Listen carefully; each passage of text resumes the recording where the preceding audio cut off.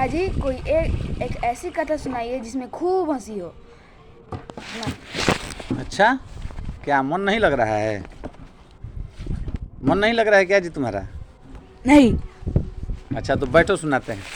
बैठो।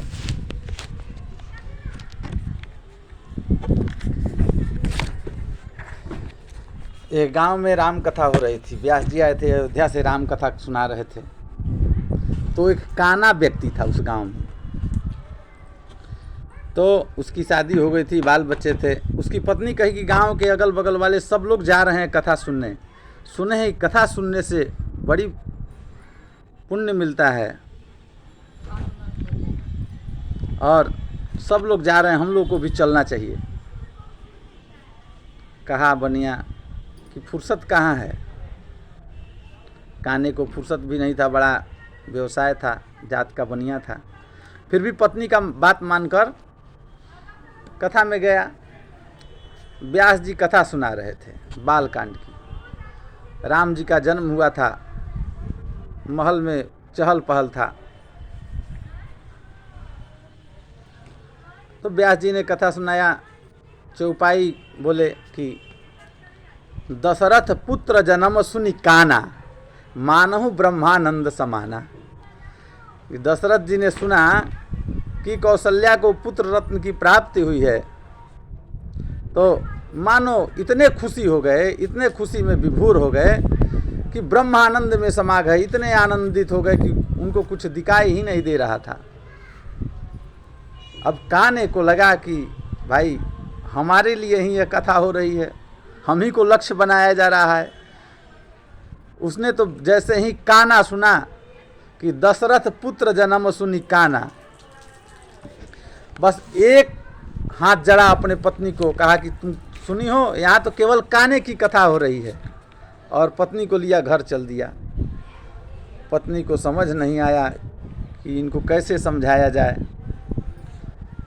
फिर भी समझाते समझाते रात भर समझाई, दिन भर समझाई। शाम का समय हुआ, कही कि चला जाए, कथा सुना जाए।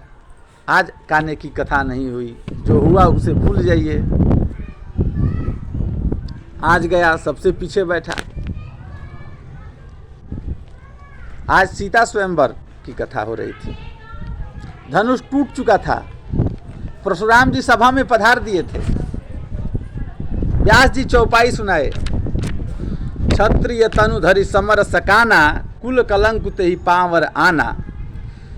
क्षत्रिय तन धारण करके जो मनुष्य युद्ध भूमि से मुख मोड़ लेता है, मानो उसने अपने कुल में कलंक लगा दिया।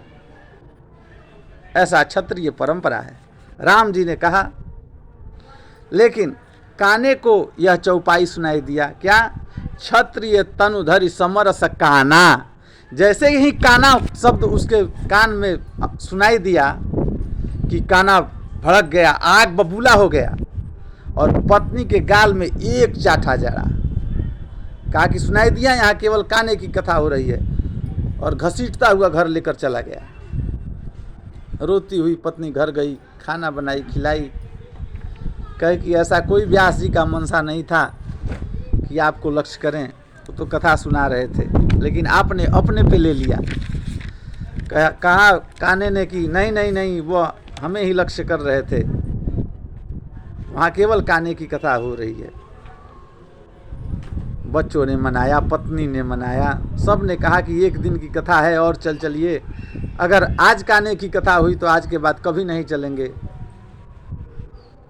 तो काने ने कहा कि देखो, अगर आज काने की कथा हो गई तो इतना मार मारेंगे, इतना मार मारेंगे कि तुम लोग कथा भूल जाओगे, कभी कथा में जाने का नाम नहीं लोगे। गया, मंच के पास ही बैठा कि ठीक से सुनाई देगा। सुंदरकांड की कथा चल रही थी। व्यास जी ने चौपाई बोला। रावण दूत हमहि सुनि काना, कपिन बाधि दीन्हे दुख नाना। चौपाई का अर्थ बताने लगे कि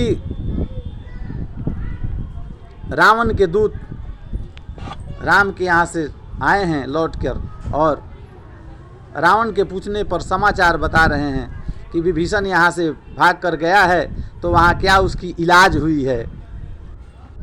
तो बता ही रहे थे कि दूतों ने कहा कि राम ने उन्हें तो पूरा अखंड राज्य दे दिया है लंका का, और दूतों ने जाना कि हम आपके दूत हैं, तो कपियों ने हमें बांध दिया और बांध कर इतना सत्कार किया, इतना सत्कार किया कि हड्डी पसली एक कर दिया।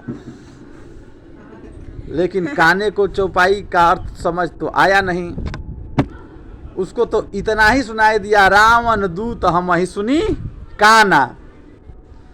उसको सुनाई दिया कि काना, यह काने की ही कथा है, रावण दूत हम ही सुनी काना। उसने तो हमको रावण का दूत कहा, हम ही सुनी काना। कह रहे हैं व्यास जी, ये सुनो काने। अरे कोई ऐसे कहता है, बाल पकड़ा अपने पत्नी का, लात, हाथ, मुक्का, चप्पल, जूता जड़ता हुआ, घसीटता हुआ, मारते हुए अपने घर को लाया। कहा सुनी, वहाँ केवल काने की ही कथा हो रही है। मैंने तुमसे कहा था कि मैं नहीं जाऊँगा, लेकिन तूने मेरा जग हसाई करा दिया। वहाँ केवल काने की कथा हो रही है, कोई राम की कथा नहीं हो रही है। इसीलिए सब लोग सुनने जा रहे हैं कि हमारी बुराई हो रही है। समझे? हर हर महादेव।